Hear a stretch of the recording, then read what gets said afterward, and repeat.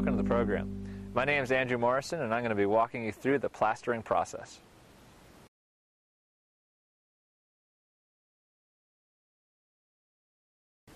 By far the most common finish material used on straw bale walls is some type of plaster. My preference is natural hydraulic lime. Although the product takes some time to learn, I believe it is a great choice for any structure.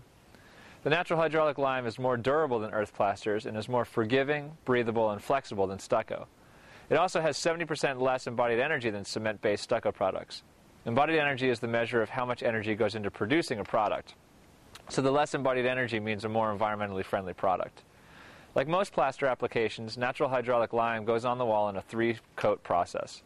The first coat is called the scratch coat and is applied directly to the bales and mesh and is then literally scratched to create tooth for the next coat. The second coat, called the brown coat, is applied directly to the scratch. The brown is used to smooth out as many irregularities in the wall as possible. It's also the bedding for the final coat. The final coat of plaster is an integral color coat. In other words, the color is added to the mix and is consistent all the way through the finished plaster. There are some basic plastering rules regardless of which type of plaster you choose. It's important to apply the plaster to a moist substrate, so make sure you water down the walls before applying the plaster. When you apply the scratch, spray down the bales so they are damp. If you don't, the bales will suck all of the moisture out of the plaster and you'll get a lot of uneven drying and cracking. In the case of the scratch to brown and the brown to finish coats, fully saturate the walls the night before you plaster. Allow the water to soak in and give the walls as much water as they will take. This may mean doing 5 or more passes with a misting nozzle. Let the plaster sit overnight and then give it a final misting just before you start plastering. Be careful not to overwater your walls before you start, because too much water will make the plaster slip right off the walls. Never allow the walls to sit in direct sun or wind. You can use tarps to protect the walls from the elements as you work and as the plaster dries. When working on a large building, you may need 2 or more people to help you wrestle the tarps into place. The simplest way to create shade is to attach the tarps to the eaves and secure them at the ground. Always batch all of the color packets before you start plastering the final coat. In other words, mix all of the color together before you add it to the plaster. This way, any irregularities in the color from one bag to another will be evened out, and your finished coat will be consistent from wall to wall. Now, you're going to mix a lot of plaster for even a small project, so I suggest you rent a mortar mixer. The added cost of the rental is well worth the time and the effort you'll save by not mixing this all by hand.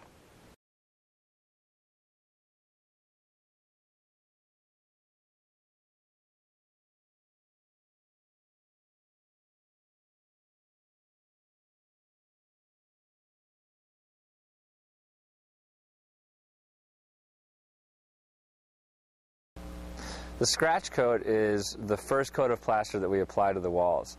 Basically, again, we want to spray down the bales, and they will dry after the plaster's been placed on them. So the plaster's going to dry, the moisture that's on the bales that we spray on, that's going to dry out too. So really don't worry about spraying them down. Again, don't fully saturate the whole bale, just get the surface nice and wet, and it'll dry out in time. So the scratch coat goes on, it adheres directly to the bales and also to the wire mesh, and creates a base for the next coat of plaster. When you go through and apply that on, you want to push it really hard into the bales to make sure that you're getting good adhesion between the plaster and the bales themselves. Once you've got it in place, we'll then come back and scratch it, and that'll give tooth for the brown coat to sit into.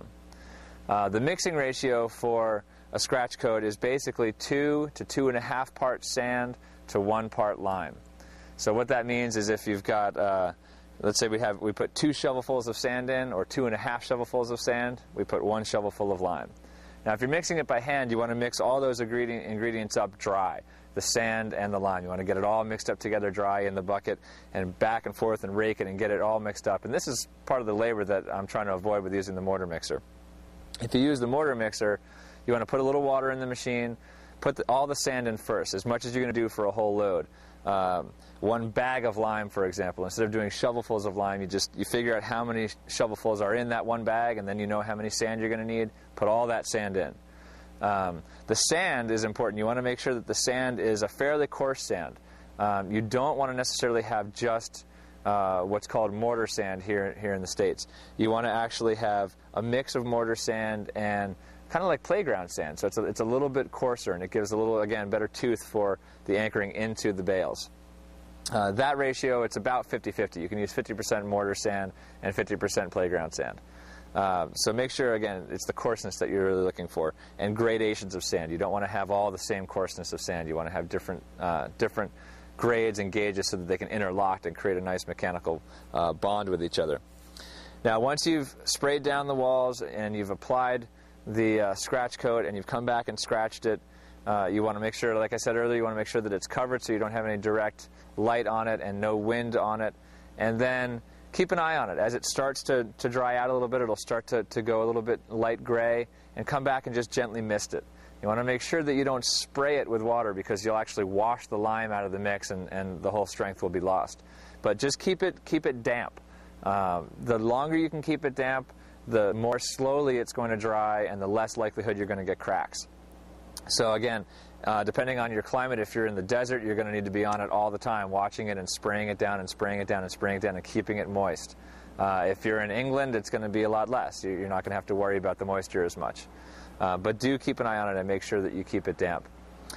Basically, once you've let that sit on the wall for about a week and a half, 2 weeks, again, depending on your climate, once it's dried all the way through, and you can tell that by scraping it with your fingernail and seeing if it's white just on the surface or if it goes deeper into the scratch coat itself.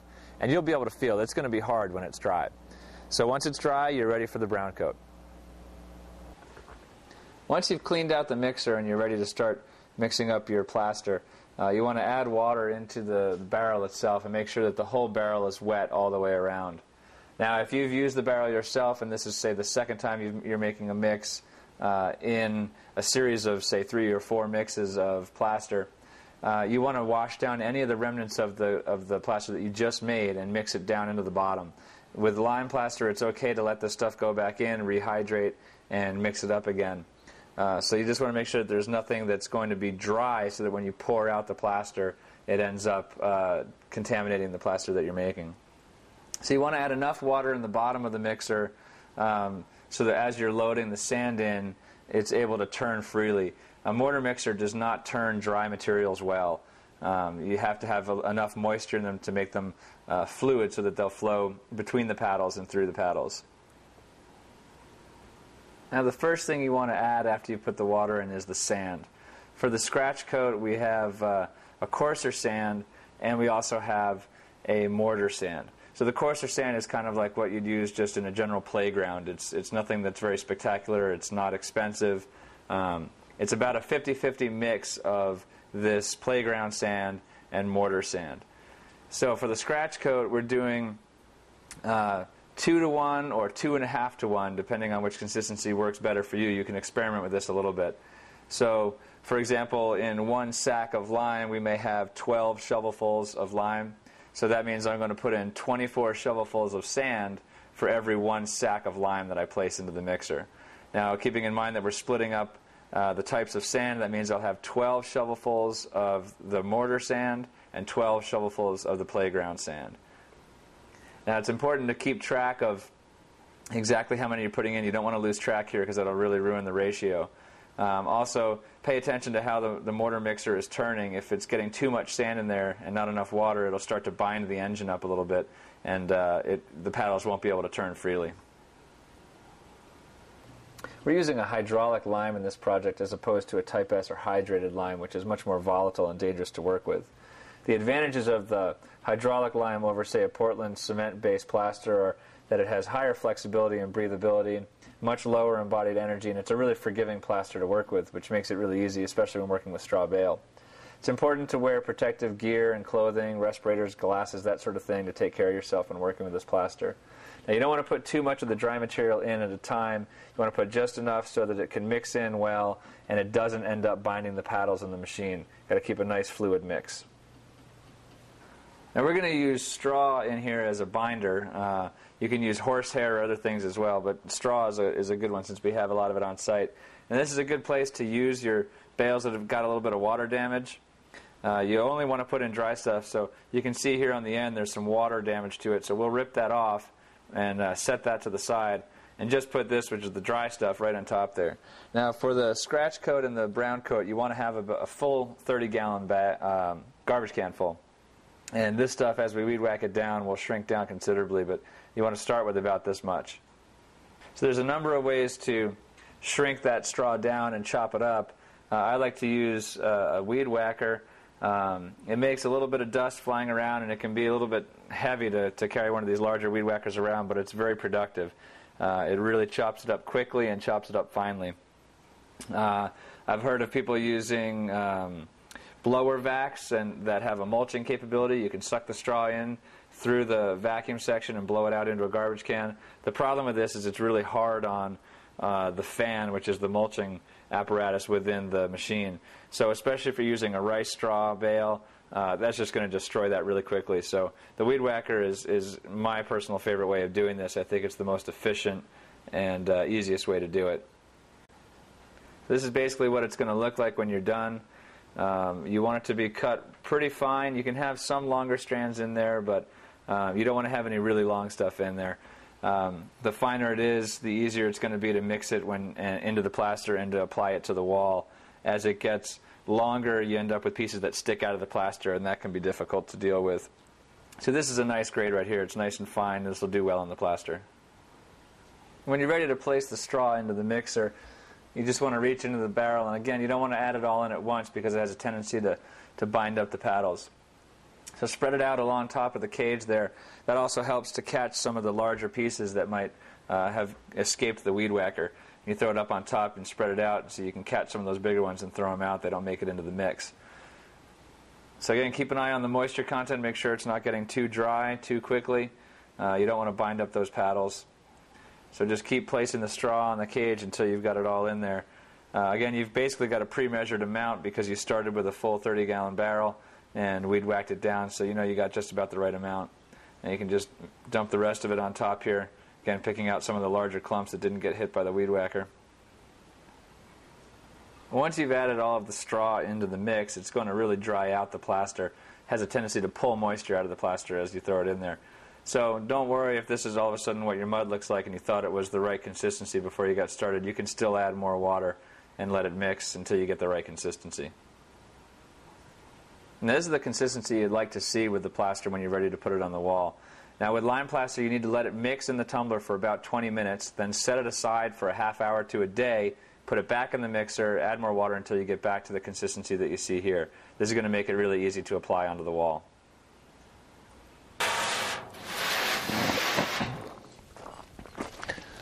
So when dumping the mud out of the mixer and into a wheelbarrow, it can be pretty hard to keep control of the wheelbarrow and keep a hand on the bucket at the same time. So what I like to do is get my wheelbarrow right underneath where I want it to be and put my foot under here in the leg of the wheelbarrow. And with my foot in there, that stops the wheelbarrow from falling over when all the weight of the mud lands in the bucket. It also allows me to set my knee against the side, and that I can control it in either direction. I can push it further in, or I can step down on my foot and pull it further out as the mud dumps out. Now when I drop the mud here using this method of holding the wheelbarrow in place, I'm able to really gauge and put just the right amount in. I don't want to overfill the bucket. I'm using the paddles to help push the mud out so I don't have to drop the tumbler too far. Now that I've got the amount that I want in my wheelbarrow, it's important to lock the tumbler back in place so it doesn't accidentally drop mud. When you're done using the mixer and your wheelbarrow and your tools, your shovels, everything, it's really important to wash it down quickly. Lime doesn't have the same tendency to cure up and harden as much as Portland cement does, but it will harden on your tools and it will make a mess. So go ahead and wash it down as quickly as you can and get everything clean so you're ready for the next load and the next job. Now for the scratch coat, the mix that we're using is 1 part lime to 2 parts sand. And this is about the stiffness you want it to be so it stands up tall like that. You want it to be plastic enough that you can get it into the wall and really work it into the straw so you're getting good contact between the plaster and the straw.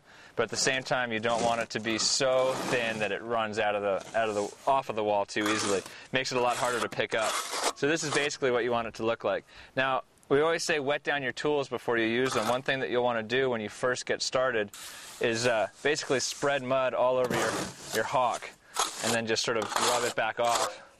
Spin it, make sure you get it all the way covered. Now what this does is it lessens some of the slip that's coming on with the water. If you notice when I first put this on the trowel on the hawk, it slid right off. now it's not as likely to slide off. It makes it a little easier to work with on the hawk. So that's about the consistency you want. As you can see, I've got tarps up behind me. Basically, as we're plastering, I'll pull these out so they're a little further away from the wall, but the idea is that we don't want direct sun or even wind to be blowing on the plaster as we're placing it. That's true for the scratch coat, the brown coat, and the finished plaster. You want to protect it from direct sun and from wind. So the easiest way is just to hang tarps off of the fascia or off of the eave lines. So with the scratch coat of plaster, you want to use a hawk and a trowel, and getting the mud off of the hawk and onto the wall can be kind of a pain. A professional is really good at it. I'm not. So what I do is I come up with my own technique of just leading the hawk right up against there and smearing it on. And then once I get a little bit less mud on then I can turn it over and really put it in there. You want to make sure that you push it in fairly hard so it has good contact. All these holes will get filled with mud that way.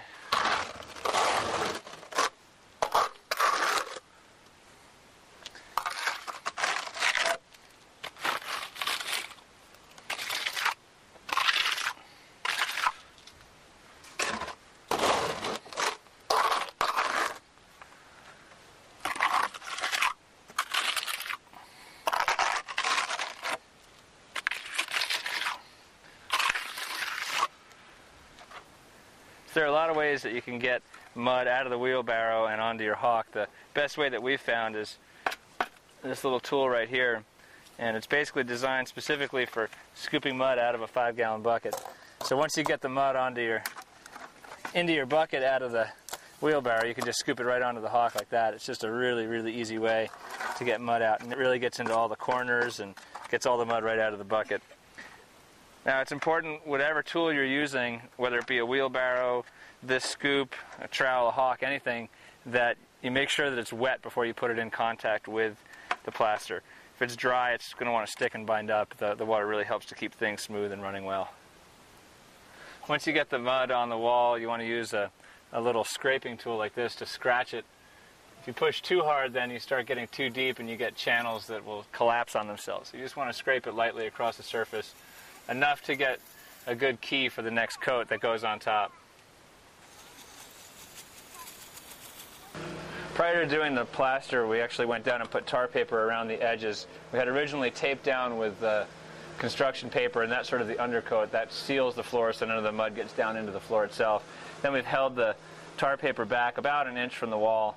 And now we stop plastering about a trowel's height from the bottom.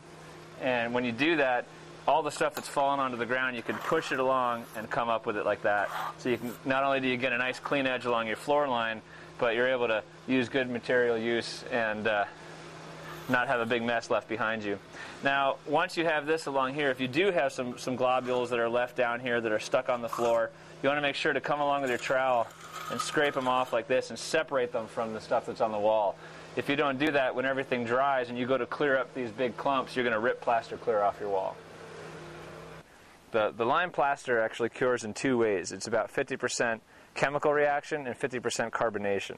So you want to give it a lot of time to go through its carbonation process and dry slowly.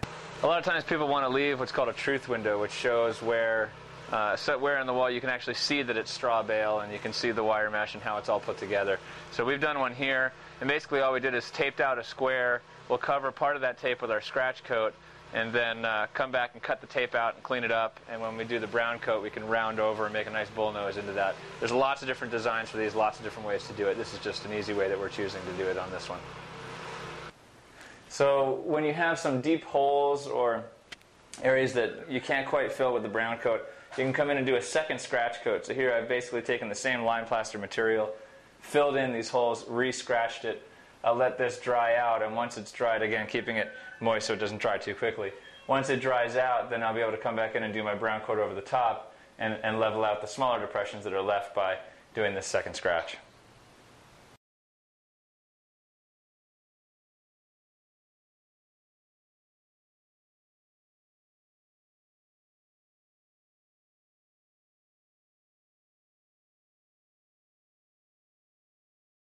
Now that the scratch coat is complete and dry, it's a good idea to go back and inspect the walls.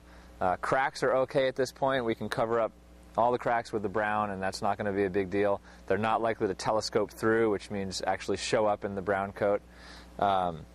What is important is to find if there are any areas where the scratch did not get good adhesion to the bales.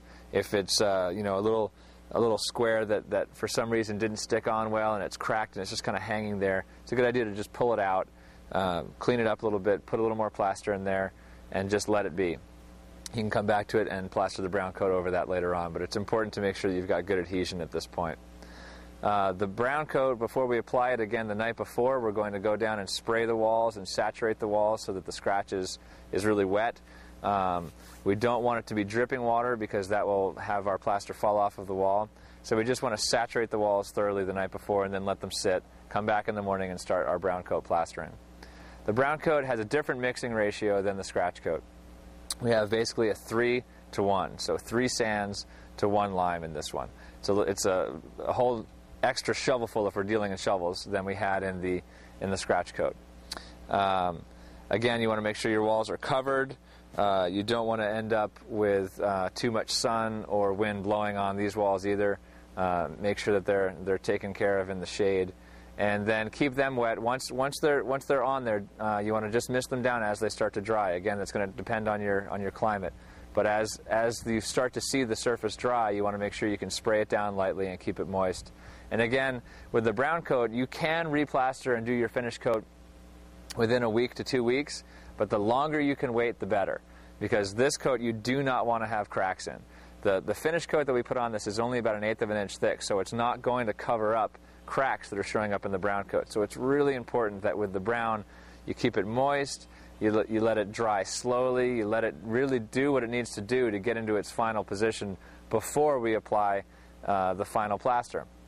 So if you can wait 6 months, wait 6 months. If you really have to have it plastered within 2 weeks, well, that's just how it's going to have to be. Plaster does crack no matter what kind of plaster you use. Whether it's a Portland cement stucco, a lime, or an earth plaster, you will get cracks. You will get little spider cracks. You will get some bigger cracks. So the longer you can wait, the less cracks you're going to end up with. So if you end up with cracks in your plaster, the best time to notice that is during the brown coat application, because you can go back and fix those really easily at that time. You can add more plaster, rub it in, float it back into the coat, and that'll make those cracks disappear.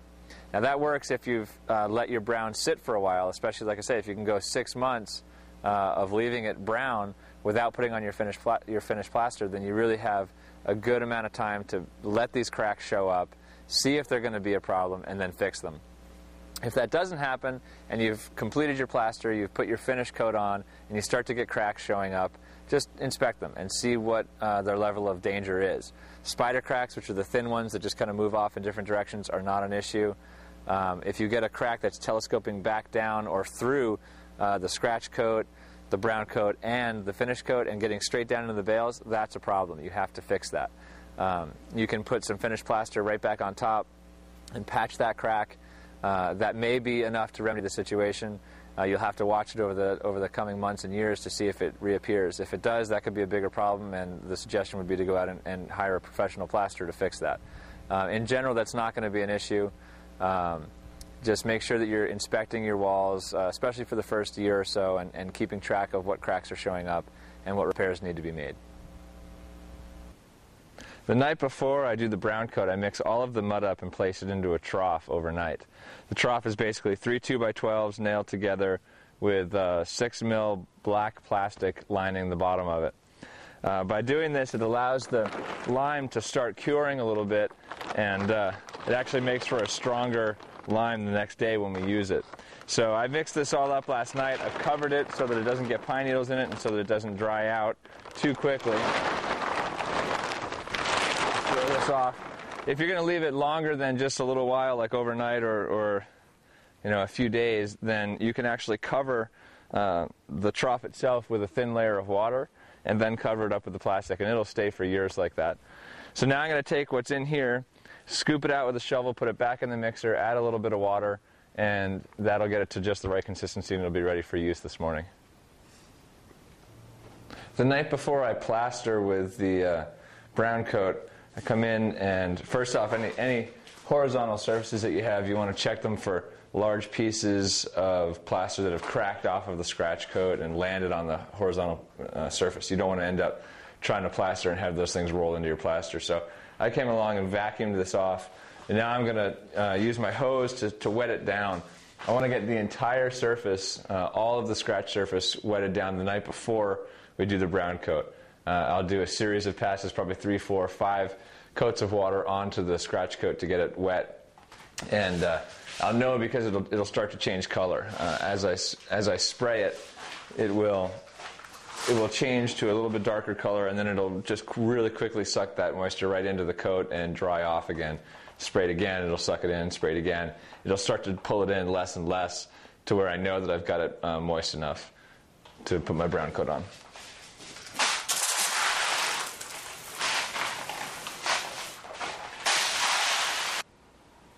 So in the morning now, I'm going to water down my mixer with a little bit additional water, mostly to get the mixer wet, but also to help with the consistency. And I'm going to shovel directly out of the trough the mud that I had mixed last night. You can see it's stiffened up considerably. Now when I put that into the mixer, it'll reactivate it and get it back to the right consistency again. So this is a strange thing with lime plaster that's different from others, is that you actually want to let it sit overnight. It actually ends up as a stronger, better curing plaster if it's sat overnight and then remixed. Now with the brown coat, the mud is a lot thinner than as we used on the scratch coat. So you can see here it has a tendency to not stand. It doesn't want to stand up as much. It wants to slip down. It's a lot easier to use a wetter mud. Again there, give you an idea of the consistency. To use a wetter mud in the brown coat, because we're going to be using what's called a darby and a rod and some other tools that it really helps if the mud is wet. When you put the brown coat on, you want to do it in 2 coats. Basically the first one, half the thickness of the total coat. You want to put it on and let that sit just momentarily on the scratch coat. Now if there's any dry spots in the scratch, the moisture from that initial part of your brown coat will get sucked into those spots. And then when you put the second part on of the brown, that remains nice and pliable to use the darby and get a nice smooth finish. If you do it all in one coat, where you take the brown coat and make it the full thickness right on top of the scratch, then it can stiffen up the top of that brown and make it hard to use the darby to get a smooth surface. I'm going to use what's called a darby, and this is to straighten out the walls. I basically put it at the bottom of the wall and draw it up along the wall, and that knocks out any humps and fills in any valleys, or at least starts to fill them in. And it's important with it, just like with all the other tools, to make sure that this is nice and wet before I start using it. It'll help the mud slide over it. So I'm just painting some water on it right now. So it's important when you do it, you don't want to be flat against the wall. You want to have a little bit of an angle, so as you're pulling up, you're kind of pushing into the wall and pulling up at the same time. And if you have it flat, it's going to rip the plaster off the wall, so you want to have it at just a slight angle to the wall. You can give it a little side-to-side shimmy as you move up, too, if it starts to bind on you.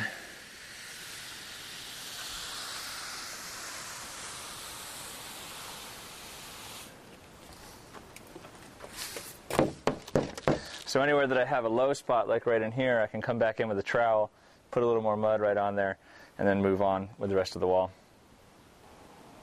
If you have a scenario where you've over-wet your walls, you can get a slump. In this case, it happened at the bottom of the wall rather than the top of the wall, which is lucky.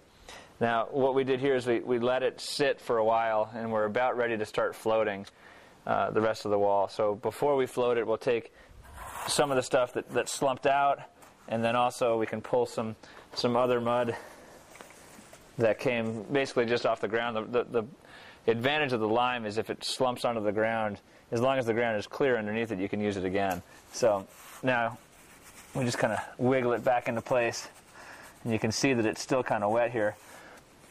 I'm actually not using a trowel, I'm using the float to do it. This is a neoprene float, and I'm using it to just kind of stick the stuff all back in place with a little bit of a shake. Now the mud that I'm putting on there is a little bit drier than the mud surrounding it, and that'll allow it to suck some of the moisture out of the other mud, so it fits together nicely. Now I'll let this sit for a little while longer, and then I'll come back and float out these high spots. we're using a pretty wet mix to do the brown coat with so that we can use the Darby to pull up and straighten out the wall. If the mix is too dry, it's really difficult to use the Darby efficiently. So once we've got it Darbied and set up, we want to leave it for a little bit of time. Cover it if it's going to be in direct sun or wind. You want to cover it with some tarps that aren't touching it but that are keeping it shaded. Let it just set up a little bit on its own, and then come back with the float. And with the float, basically what we're doing, it serves two purposes. One is to knock out the highs and the lows and sort of even everything out. And the second and more important function is to compact the brown coat back into the scratch coat. So you want to add a little bit of pressure as you're doing it, but not so much that you start squishing everything out of place. So you want to keep a little bit of an angle. Basically the whole float will be on the wall, but just the slightest bit of angle so you're not dragging the front and scooping the mud off of the wall. And you want to use circular motions. And you can see here, you can see the texture of where I've done it, and then you can see a spot here where there's no texture. That's a low spot. So I'm going to work my float over that until it disappears. And you can do this right now. It's a nice consistency to be working with it because it still wants to move a little bit, but it's not squishing out of the way. You can do this when it's a little bit drier than this, and it'll be just perfect to work with. Any drier than that, and you really have to put a lot of muscle into it to get it to flatten out where you want it to. You still can do it, but it's a lot more difficult. To make an exterior rounded corner, we're going to use the float and do the barber pole, it's called, where you basically come up and slide around the corner and then come the other direction. And you go back and forth like that, smoothing the two faces together, and you get a nice round corner. Now you want to wait until it's fairly dry, but not too dry that it's workable. If it's really wet and sloppy, you'll just squish it and it'll actually have a tendency to peel off of the bottom scratch coat. If it's too dry, you won't be able to work it and get a clear, a nice smooth corner. And we plastered this wall yesterday, and we came around the corner here. We don't want our seam to end up right on the corner, so we've come about 2 inches across the corner and then taken a trowel and scored this off in a relatively straight line. That gives us something to bring our plaster to when we're doing our brown coat on this face. We can come up to this and then kind of lap it over, you can see here. And then when we float this, it'll float in nicely and create a nice smooth joint. On the corner where we had the wall finished yesterday and we had come around the corner and put our joint out here in the field that we came up to with the plaster, it can be difficult to get this to blend back in together with just a regular float. So I'm using a sponge float here. Get it a little bit wet, not so wet that it's dripping water, but enough that when you shake it, you got some water in it.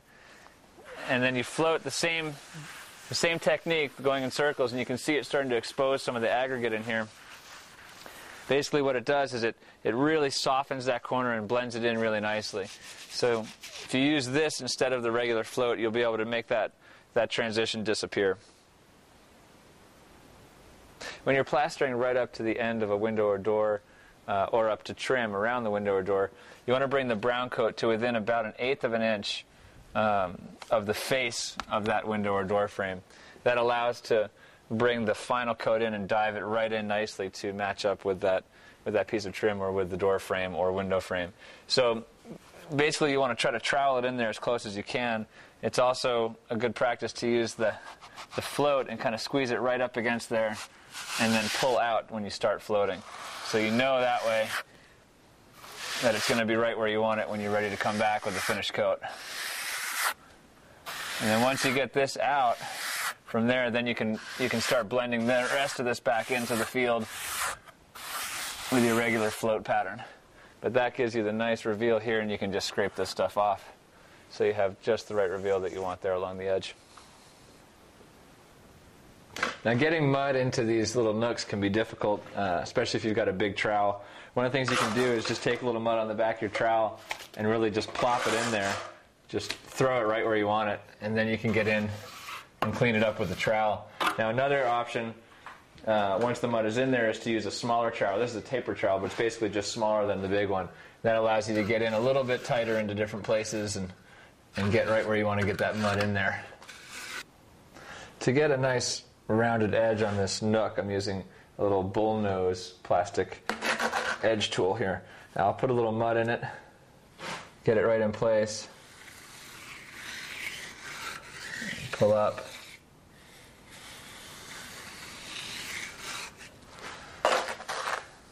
Do the same coming down on the top there.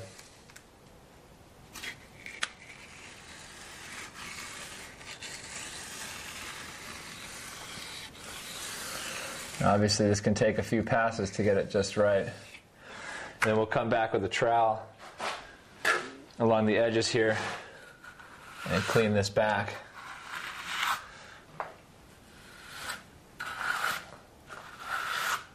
Takes a little bit of fine tuning, but it'll create a nice smooth bullnose transition coming out of this as we go. And we'll work with our bullnose tool all the way around and get a clean edge all the way around the nook.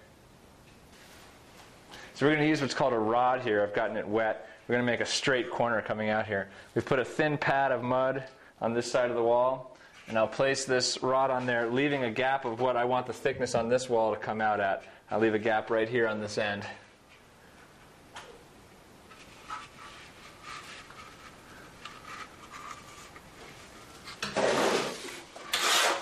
Now you'll need two people to do this. It's really important to keep this rod perfectly still while it's getting mudded up to. You don't want to move it.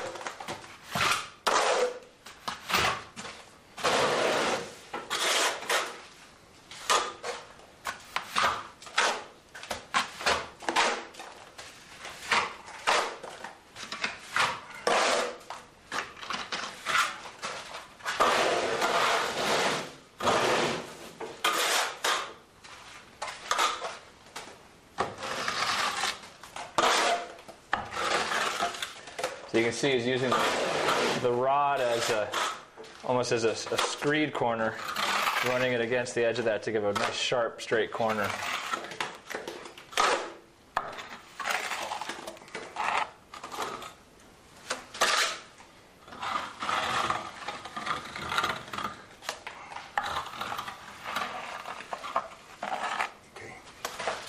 And when you take it off, you don't want to pull it straight out because it'll blast this whole corner out. You want to push it up and out to the side. And that'll leave you with a nice sharp corner on this side. Now we'll come back in and fill across this way the other direction. When doing the floating inside this arch, it's hard to use a rigid float because it's really wanting to jab into the mud as we pull it along. So I use the sponge float again, just a little bit wet, and just come back and forth in here to smooth it out. Again, I'm putting most of my pressures on the back side, so if I'm going this way, my pressure's back here. If I'm going this way, my pressure's back here to smooth that out. It doesn't take much. And then around the edges, use a damp paintbrush, and you just paint the edges around, and that smooths them back in. You can do that all the way around. Down on the sides, you'll probably still be able to do the barber pole, but as you approach this curve here, you won't be able to do that anymore, so you need to use the paintbrush to clean it up. Once I've used the float to come on this wall and bring this joint together, I want to use a paintbrush with just a little bit of water on it right in that corner to smooth that joint out. Doesn't take much, just enough to make it come together nicely. Now it's important when I'm working here or further up the wall, especially when I'm working up above the wall, that I don't kick my foot into the plaster. Because if I'm looking up at my head level, I'm not paying attention to my feet, it's really easy to stick my foot right into the plaster. That's something that can be repaired with the float, but it's better to just keep your foot away from the wall.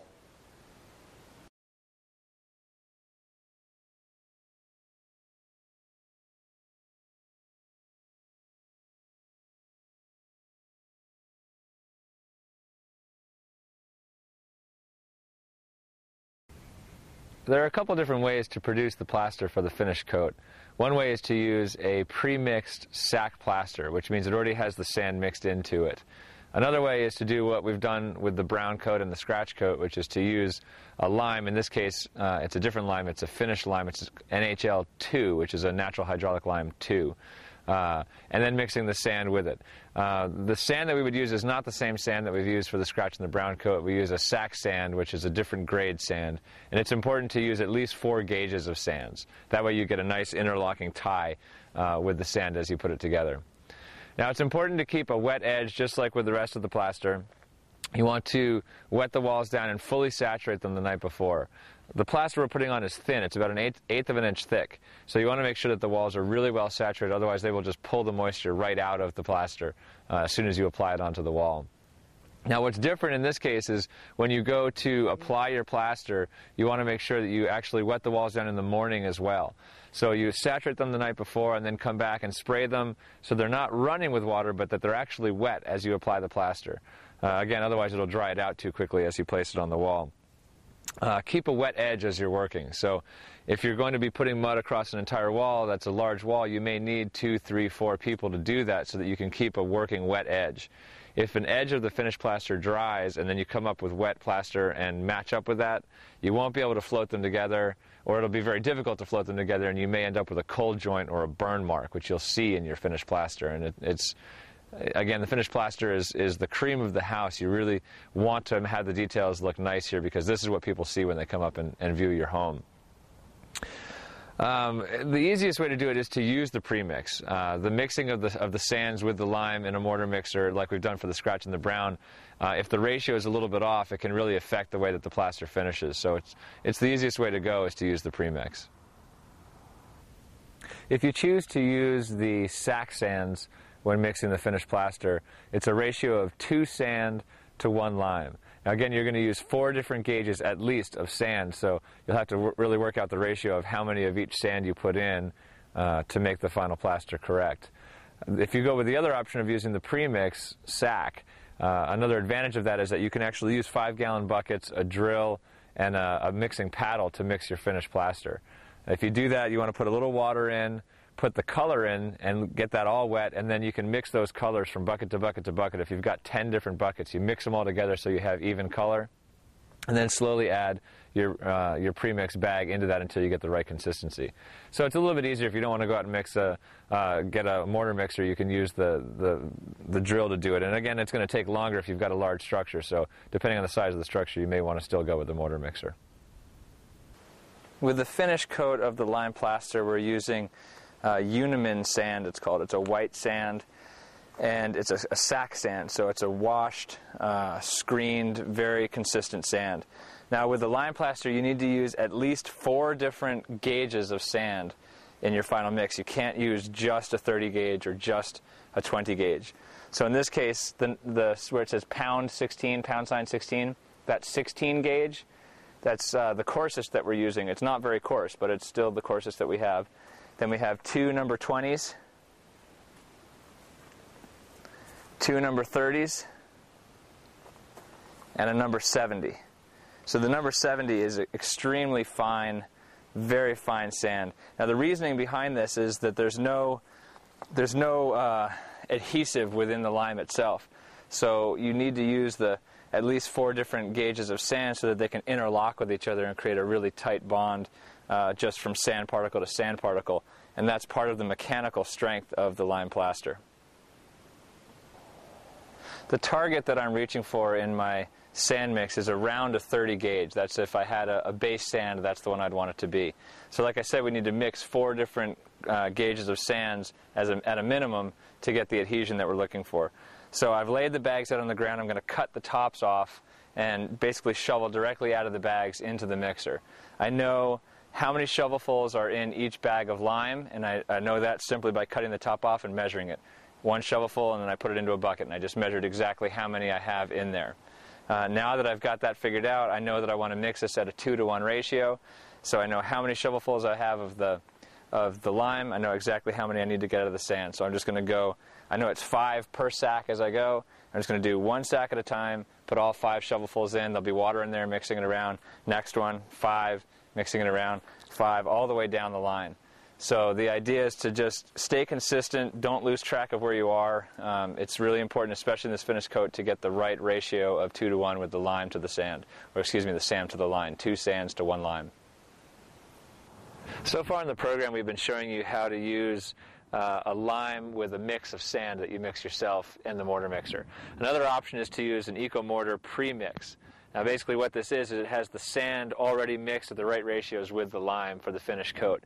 You don't want to use this for the scratch or the brown coat. This is a finish coat plaster mix, and it's a little more expensive to do it this way, but you save in terms of labor and you get the exact mix, so you don't have to worry about if you messed up a little bit of the sand ratio or something like that. You know that the mix will be right. Basically, it's the same idea. You can hand mix it and mix your color in when it's dry, or you can put it into the tumbler of the mortar mixer, hydrate it with the water, and put the color in and mix it until it's all completely mixed in. There's instructions on the back that'll give you a little more understanding of the mixing ratios, but it's basically the same concept as we've gone through with the rest, other than we're not having to mix our own sand with it. Now, when this is delivered, or when your scratch coat and brown coat lime is delivered, it's important to set it up on pallets and cover it with some tarps or plastic, just in case you get an unexpected storm. You don't want it to get wet and hydrate before you're ready to use it. The finished plaster is what's called an integral color plaster, which means that the color is mixed into the finished plaster itself. We don't come back and do a lime paint or a lime wash or anything on top of it. Now, depending on whether you're dry mixing or using the mortar mixer, that's going to change when you put this color into the mixture. If you're dry mixing, you want to put the dry color additive in at the same time as you're mixing the sand and the lime together. If you're using the mortar mixer, wait until you've got the plaster basically mixed, it's wet, everything's at the right consistency. Add in your color, and then you want to mix it for about 5 minutes, but no longer than 10 minutes maximum mixing time. And what you don't want to have is any areas of concentrated color when you get to the wall and you start wiping it on with the trowel, and all of a sudden there's a streak of concentrated color that comes out. So make sure you mix it really well. Now, we're running this really wet. We want this to spread thinly, and we want to give ourselves a little more time when we're applying this onto the wall, so we're running it wet, which makes it hard to trowel and hard to hold on the hawk. So you're going to need to hold smaller amounts on the hawk at a time, and as you can see, it just wants to slip right off. So it makes the application onto the wall a little bit harder, but ultimately it's a better deal to have it on when it's lighter like this, because it gives you more time to move through the wall. There are a lot of different options for final coat texture. The one we most typically use is created by applying the finished coat right on top of the brown with a steel trowel, and then having a second person follow behind with a lightly dampened sponge float. Now, the sponge float, you want to move across the wall and just try to knock the texture down in different directions, take the high spots out. This will help bring some of the sand up to the surface as well. It's important to get right up to the windows and move your sponge float in different directions so you don't end up with a striped wall when it's all said and done. And you want to let that sit for a little while and dry a little bit. Not so that the wall dries completely, but so that it's no longer wet.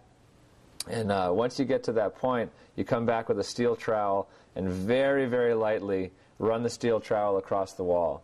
Now, basically what this does is it just knocks off the very high spots and leaves the rest of the texture intact. Another option is to do what's called green on green or scratch and double, and that is where you put the mud on the wall in a thin coat. So if you're going for an 1/8 inch total, you only put a 1/16 of an inch on. Cover the entire wall with that and have a second person come behind and lay another coat of an 1/16 of an inch on top of that. Now, you may need to spray these coats down in between to create enough moisture in the initial part of the green or scratch and double that will actually hold the second coat without it drying out too fast. This one is a great one if you want to do a smooth, very smooth finish on the wall. It's about the only way you can get a smooth finish with plaster is to do a scratch and double. It takes a lot more time and it's a lot more labor intensive.